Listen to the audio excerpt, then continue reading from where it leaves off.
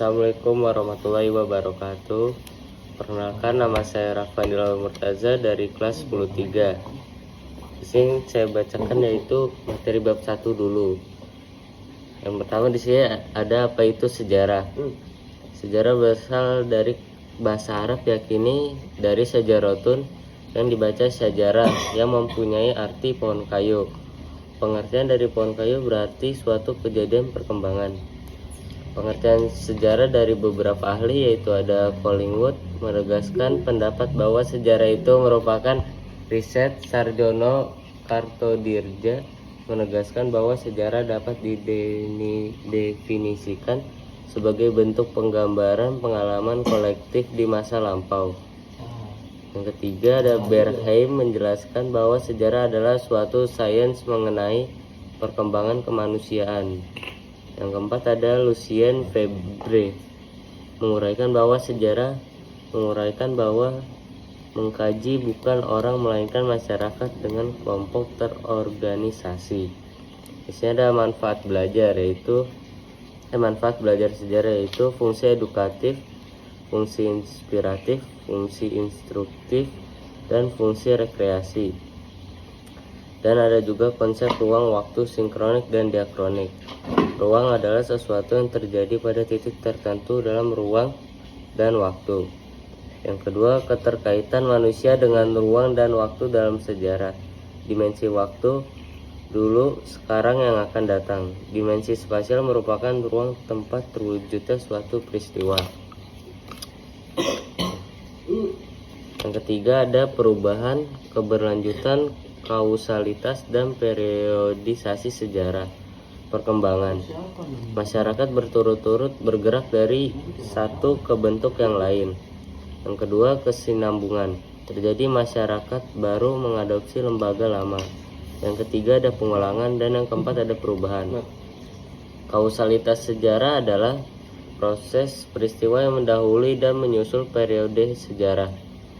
Periode sejarah itu ada era prokolonial, era kolonial, kemerdekaan awal, Orde Baru, dan reformasi. Di sini ada sejarah sebagai ilmu tentang peristiwa dan cerita yang terjadi dalam masyarakat pada masa lampau. Yang ke-1, sejarah sebagai peristiwa, kisah, ilmu, seni. Nah, terus di sini ada sumber sejarah.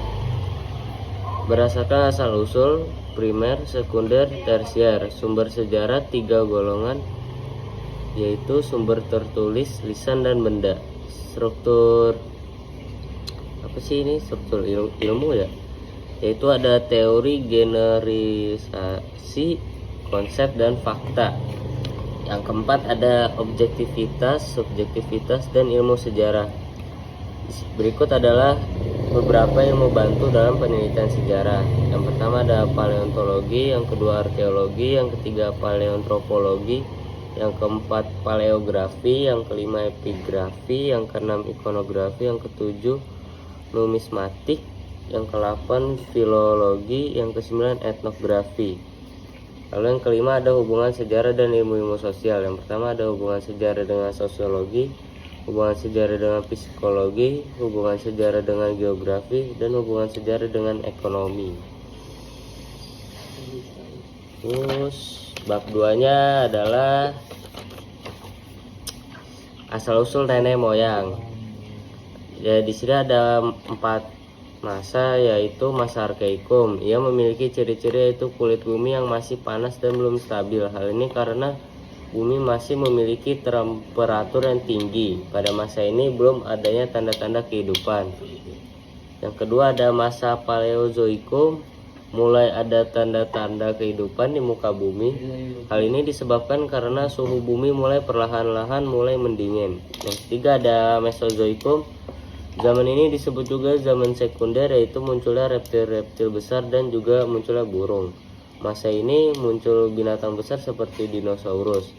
Pada masa ini muncul juga pohon-pohon besar dan hewan mamalia. Yang keempat ada Neozoikum. Pada masa ini keadaan bumi sudah mulai membaik dan perubahan cuaca pun tidak terlalu ekstrim. Masa Neozoikum itu dibagi menjadi dua bagian, yaitu tersier dan sekunder. Tersier dan kuarter. Lalu ada persebaran nenek moyang bangsa Indonesia. Yang pertama itu ada Robert von Heingelder, yang kedua Johann Hendrik, yang ketiga James Cook, yang keempat Carl Schmitt, yang kelima William Marsden, yang keempat teori Yunani, yang keenam teori out of Taiwan, yang ketujuh teori Nusantara. Oke, sekian pembacaan dari saya. Terima kasih.